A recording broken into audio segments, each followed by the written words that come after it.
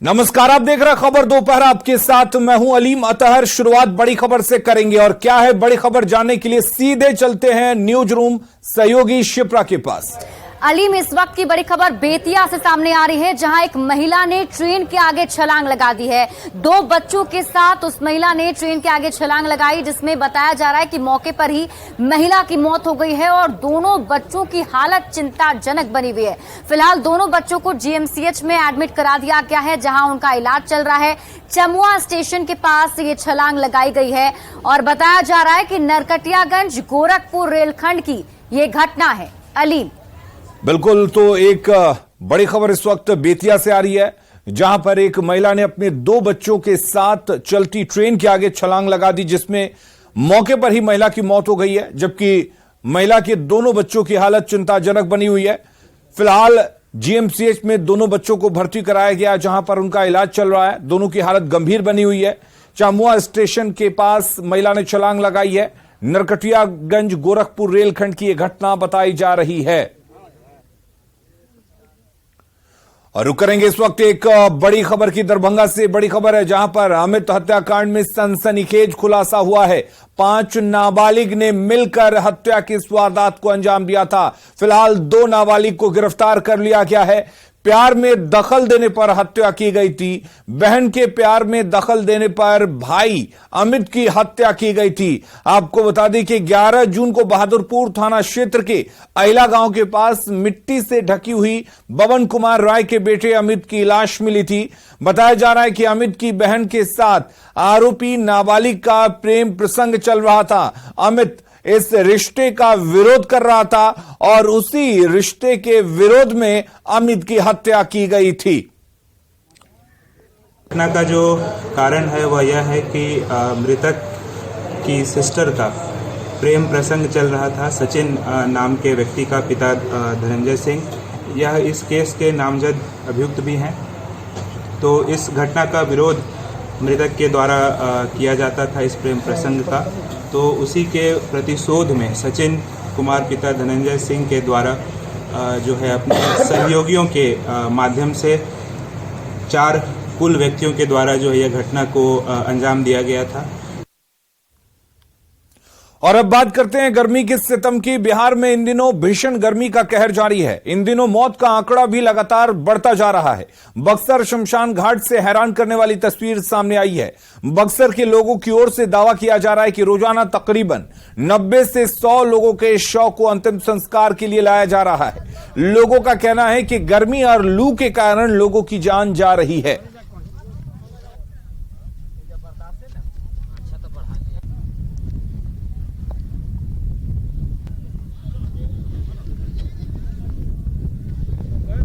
आजकल 2-4 रोज से इतना ना लू चल रहा है कि लू के वजह से लग रहा है कि आदमी का मौत का संख्या ज्यादा बढ़ गया है और दूसरा कारण नहीं दिख रहा है। यहाँ नजारा कैसा लग रहा है? शमशान घाट पर आए हैं, बहुत अच्छी नजारा है कि इतना लू चल रहा है कि यहाँ खा होने का इच्छा नहीं कर रहा है।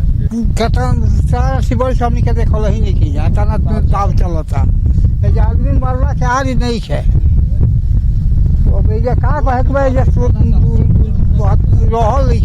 का मारे अतना मौत का है, ताल से चलते ताल से ताल लगी रहा को।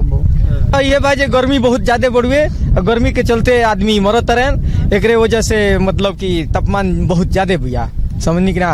हाँ, ये हमनी के समझ में वजह तो ये समझ में आवता है कि गर्मी बढ़ुए ज्यादा, यही से आदमी मरत रहे। हाँ, बक्सर में भी हीट वेव का कहर जारी है और हीट वेव के चपेटे में आने से जो मौत का आंकड़ा है वो बढ़ गया है। बक्सर के स्मशान घाट से जो डाटा मिला है वो 35 हुआ करती थी, लेकिन 35 से डाटा बढ़ करके 95 को पार कर गया है। लगातार जिस तरह से 10 से 11 बजे के बाद जो टेम्परेचर है वो 45 से 50 डिग्री हो रहा है और इसका साफ तौर पर देखा जा रहा है कि जिस तरह से बक्सर के स्मशान घाट पर लोग 100 लेकर के पहुंच रहे हैं और 100 को जिस तरह से जलाया जा रहा है, यहाँ 100 के संख्या में काफी इजाफा हुआ है। पुष्पराज, न्यूज 18 बक्सर। और बिहार में रामचरितमानस पर सियासत जारी है। आरजेडी के विधायक रीतलाल यादव की ओर से रामचरितमानस को लेकर दिए गए बयान का बीजेपी विरोध कर रही है। बीजेपी ने सुंदरकांड कर विरोध जताया है, साथ ही आरजेडी को सद्बुद्धि देने की कामना की है। इस खबर पर और अधिक जानकारी दे रहे हैं संवाददाता रवि एस नारायण। जो रामचरितमानस पे बयान दिया है उसे लेकर के हंगामा जारी है। और ये आपको दिखाया कि पिछले दिनों रितलाल यादव ने जो बयान दिया था कि रामचरितमानस की रचना जो है वो मस्जिद में हुई है और उसके खिलाफ बीजेपी की बड़ी मुहिम शुरू हुई है।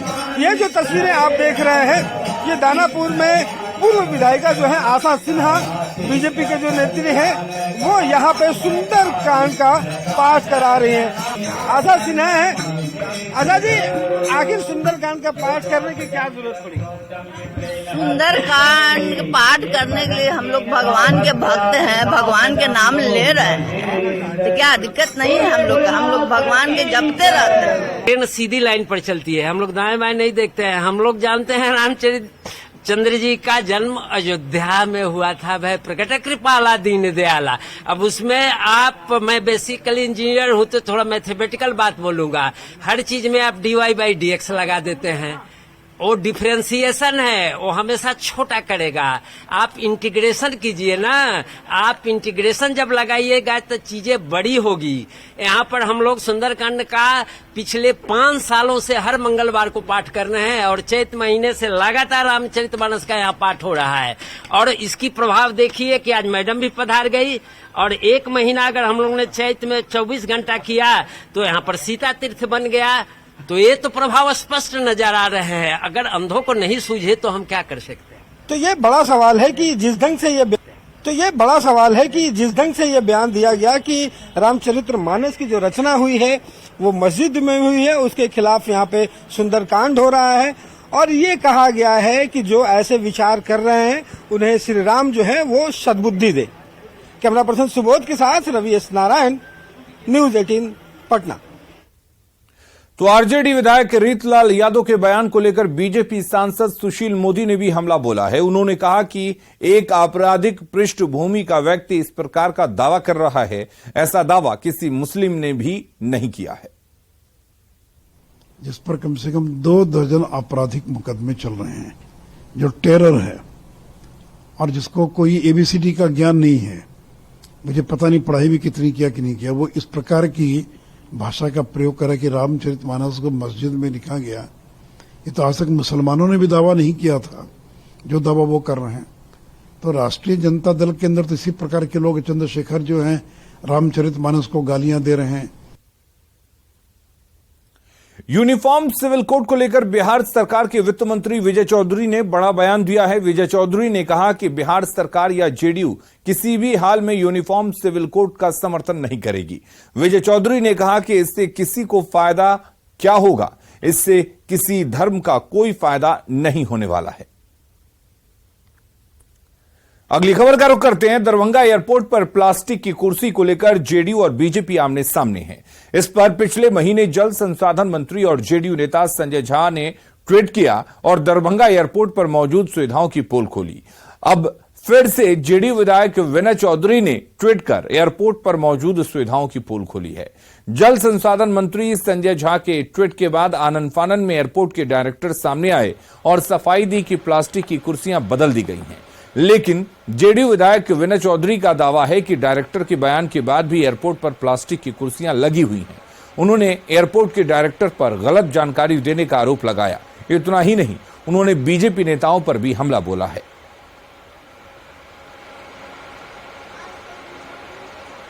भाजपा और उनके जो अभी के जो पदाधिकारी हैं उनके सिर्फ राजनीति करना ही जानते हैं। कुछ दिन पहले एक ट्वीट पर मैंने दरभंगा एयरपोर्ट के एक पदाधिकारी का ट्वीट देखा था कि उन्होंने प्लास्टिक के चेयर को हवाई अड्डा से हटा दिया। और आज संयोगवश मेरी यात्रा दरभंगा से थी, हवाई अड्डा से ही मैं वहां पर देखा, अंदर में अभी भी प्लास्टिक के चेयर लगे हुए हैं। आखिर वो लोग जनता को क्यों बरगलाना चाहते हैं, यह समझ से परे है। अगर वो चेयर नहीं, यही कुर्सी पर लोग आते हैं जाते हैं और सुविधा नहीं हो रही है। यहाँ 76 वर्ष आजादी के बाद आज तक किसी सरकार ने एयरपोर्ट सोचा नहीं और देश के यशस्वी प्रधानमंत्री जब नरेंद्र मोदी जी प्रधानमंत्री के रूप में शपथ लिए तो 17 में उड़ान स्कीम के माध्यम से 78 एयरपोर्ट को जोड़ने का काम किया और उस 78 एयरपोर्ट में दरभंगा भी जुड़ा और दरभंगा का जब शिलान्यास 18 में बिहार के मुख्यमंत्री के द्वारा करवाया गया तब से लेकर आज तक यहाँ पर जमीन उपलब्ध नहीं हुआ। 4 दिन पहले जमीन देने का काम किया है। और इधर जेडीयू विधायक के आरोपों पर एयरपोर्ट के डायरेक्टर सत्येंद्र झा ने सफाई दी है। उन्होंने कहा कि भीड़ बढ़ने के कारण कुछ प्लास्टिक की कुर्सियां तत्कालिक तौर पर लगा दी गई हैं, जिन्हें जल्द ही बदल दिया जाएगा। हाँ, ये सही बात है कि तस्वीर वो प्लास्टिक चेयर की तो यहीं की थी। एक्चुअली में जो हमारी पैसेंजर टर्मिनल बिल्डिंग है ये 300 पैसेंजर के लिए डिज़ाइन हुई है, 150 अराइवल 150 डिपार्चर। तो जिस तरह से ट्रैफिक ग्रोथ हुआ है, पैसेंजर ग्रोथ हुआ है, तो ये कैपेसिटी अब छोटी पड़ रही है। तो उसी लिए हमने कुछ प्लास्टिक चेयर सिटी साइड में और एयर साइड में प्रोवाइड की गई। तो कुछ महीनों से हम देख रहे हैं कि ट्वीट हुआ है उन प्लास्टिक चेयर को लेके, तो तुरंत ही हमने एक्शन लेके जो हमारे पास कुछ और स्पेयर्स पड़ी हुई थी 3 सीटर चेयर्स वो हमने रिप्लेस करवा दी हैं। और आने वाले महीने 1.5 महीने में और देखेंगे आप कुछ और नई सीटें 3 सीटर सीटें और आपको यहाँ पे दिखेंगी। अगली खबर का रुख करते हैं। पटना में जिस तेज रफ्तार बाइक की चपेट में आने से सीएम नीतीश कुमार बच गए थे, उस मामले में पुलिस ने बड़ा खुलासा किया है। जिस बाइक से सीएम को चकमा दिया गया था वो बाइक चेन स्नेचर की थी। घटना के कुछ ही देर बाद पुलिस ने 2 चेन स्नेचर को पकड़ लिया, लेकिन तीसरा फरार हो गया था। अब पुलिस ने उस तीसरे शख्स को भी गिरफ्तार कर लिया है। पुलिस मुख्यालय के एडीजी ने बताया कि एसकेपुरी इलाके से लूटी गई चेन को बरामद किया गया है। अब आगे सचिवालय थाना में गिरफ्तार चेन स्नेचरों के खिलाफ मामला दर्ज कर कार्रवाई की जा रही है। पटना सचिवालय की जो घटना कल हुई थी उसमें तीसरा आरोपी भी गिरफ्तार हुआ, अभी सीनियर एसपी ने मुझे बताया।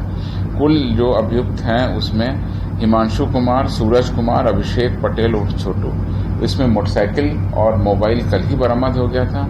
आज जो है लूटी गई चेन भी इसमें बरामद हो गई है। जैसे पता चला एसकेपुरी थाना अंतर्गत बोरिंग रोड चौराहा के पास सुबह करीब 5:47 पर एक महिला से चेन स्नैचिंग कर भाग रहे थे और भागने के क्रम में चेन लेकर के एक व्यक्ति उतर गया, एक अपराधी उतर गया। बाकी 2 लोग अफरा तफरी में भाग रहे थे, जिस क्रम में आपत्तिजनक तरीके से उन्होंने मोटरसाइकिल चलाई, रैश ड्राइविंग की। उसके लिए एक अलग से सचिवालय थाना में कांड दर्ज किया गया 99/23। एसकेपुरी में जो चेन स्नैचिंग का कांड था 292/23। इस प्रकार से हम लोग इस घटना का पूरा उद्भेदन हो गया। राजधानी के ज्ञान भवन में आम महोत्सव की शुरुआत हो गई है। बिहार भर से किसान अलग अलग प्रजातियों के आम लेकर महोत्सव में पहुंचे हैं। सबौर से 120 प्रजाति के आम लाए गए हैं। निदेशक के मुताबिक प्रदर्शनी से लोगों को आम के अलग अलग किस्म के बारे में जानकारी दी जाती है। आम महोत्सव का जायजा लिया संवाददाता धर्मेंद्र कुमार ने।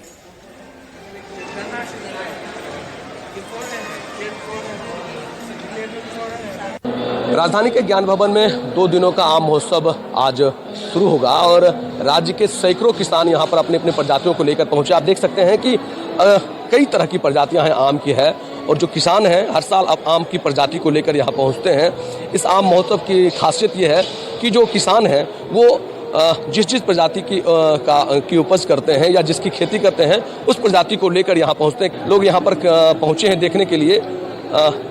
कहाँ से आप आए हैं? खगड़िया से आए। क्या यहाँ पर देखने आम लाए, पुरस्कार भी मिला। प्रजातियाँ हैं, आप अपना प्रोडक्ट लाए हैं क्या? जी। कौन सा प्रोडक्ट आपका है? मेरे पास दशहरी है, लंगड़ा मालदा है। दशहरी में प्रथम पुरस्कार मिला है। तो कितने दिन से आम की खेती कितने दिन से कर रहे हैं? 10-12 साल से कर रहे हैं। हर साल यहाँ आते हैं? जी, हर एक साल आते हैं। और यहाँ पर जो आम की अनेक प्रजातियाँ हैं वो भी आप देखने के लिए आपको मिले? जी, बहुत सारी प्रजातियाँ जो मेरे इधर नहीं होती है वो यहाँ मिल रही है। क्या नाम है आपका? छायानंद कुमार। हम लोग जो करते हैं उसका मुख्य उद्देश्य है कि जो किसान हैं, जो मूल्य संवर्धक हैं और निर्यातक हैं, सभी को एक मंच पर लाया जा सके ताकि जो हमारे किसान हैं उनकी आय बढ़ सके। हम देख रहे हैं समय के साथ जैव विविधता खत्म हो रही है। कितने तरह के आम के नाम हम लोग जाना करते थे पहले, अब वो सब चीज़ें देखने को नहीं मिलती हैं, बहुत कम हो गई हैं। तो इसीलिए ये एक जागरूकता के लिए किया जाता है और किसानों के आय बढ़ाने के लिए हम लोग ये कार्यक्रम करते रहे हैं और इस साल भी किया जा रहा है। उतने ही उत्साह से हम लोग कर रहे हैं। किसान लोग के पहुंचते हैं, खरीदार भी पहुंचते हैं और कहीं ना कहीं ये आम महोत्सव लोगों को काफी लाभान्वित करता है। न्यूज 18 के लिए पटना से धर्मेंद्र कुमार। बिहार सरकार बाढ़ से पहले फ्लड फाइटिंग की तैयारी का दावा कर रही है, लेकिन पूर्णिया के कई गांव में कटाव निरोधक काम नहीं होने की बात कही जा रही है, जिसके कारण गांव के लोग डरे हुए हैं। रौटा प्रखंड की आशियानी पंचायत के खाताटोली, बालूटोला और अर्जुन भिट्टा में हर साल कनकई नदी कटाव का कहर बरपाती है, लेकिन यहां इस साल भी अभी तक कटाव निरोधक काम शुरू नहीं हुआ है, जिससे लोग सहमे हुए हैं। 3 साल पहले बगल दी जाए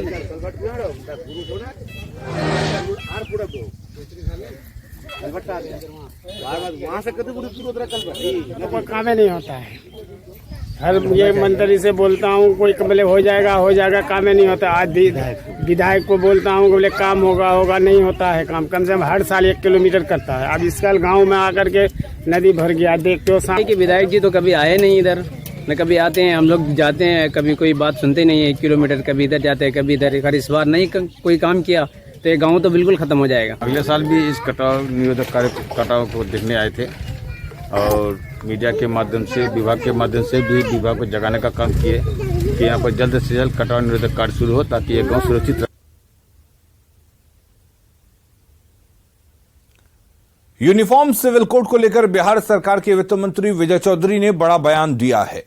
विजय चौधरी ने कहा है कि बिहार सरकार या जेडीयू किसी भी हाल में यूनिफॉर्म सिविल कोड का समर्थन नहीं करेगी। जानबूझ के फिर से एक बार उठाई गई है।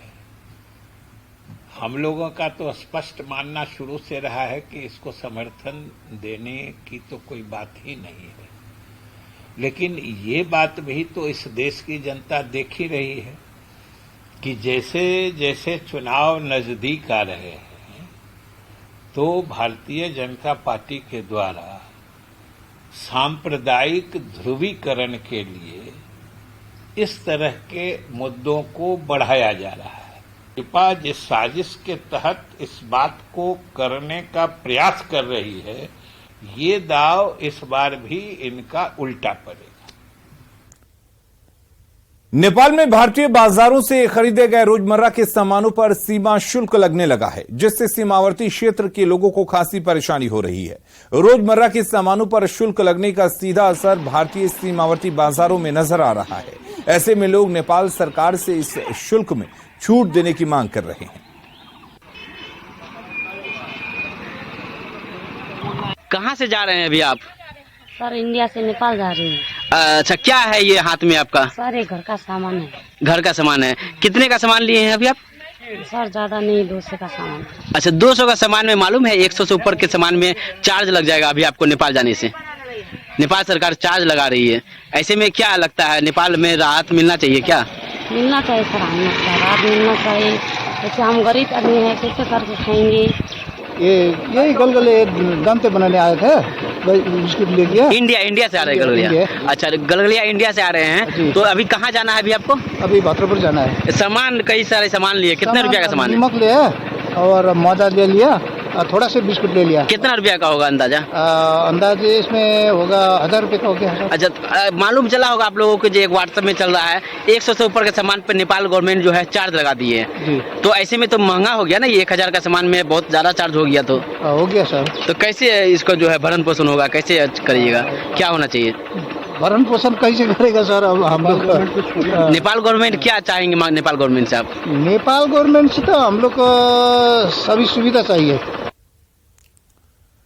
समस्तीपुर सदर अस्पताल में बना ऑक्सीजन प्लांट बंद पड़ा है। ऑक्सीजन प्लांट जिसका निर्माण गंभीर रूप से बीमार मरीजों को ऑक्सीजन उपलब्ध कराने के लिए बना था, लेकिन इसका लाभ जो है वो लोगों को नहीं मिल पा रहा है। टेक्नीशियन ऑपरेटर की ओर से कई बार शिकायत के बावजूद भी प्लांट को दुरुस्त नहीं किया जा रहा है।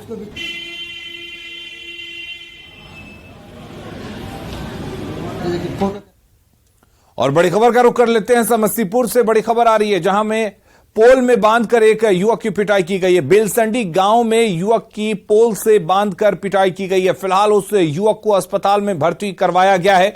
घटना का वीडियो भी सामने आया है। वीडियो तेजी से वायरल हो रहा है। चकमेसी थाना इलाके की घटना बताई जा रही है। जख्मी युवक जयप्रकाश कुमार बेलसंडी गांव का रहने वाला उदय शाह का बेटा है, जो पेशे से ग्रामीण चिकित्सक है। आरोप है कि रात में एक घर में घुसने की कोशिश कर रहा था, तभी घर के मालिक ने उसे दबोच लिया और फिर जमकर धुनाई कर दी।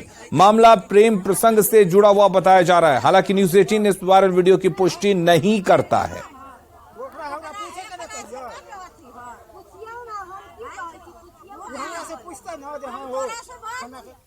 और इस बुलेटिन में फिलहाल के लिए इतना ही। आगे देखते हैं हेडलाइंस।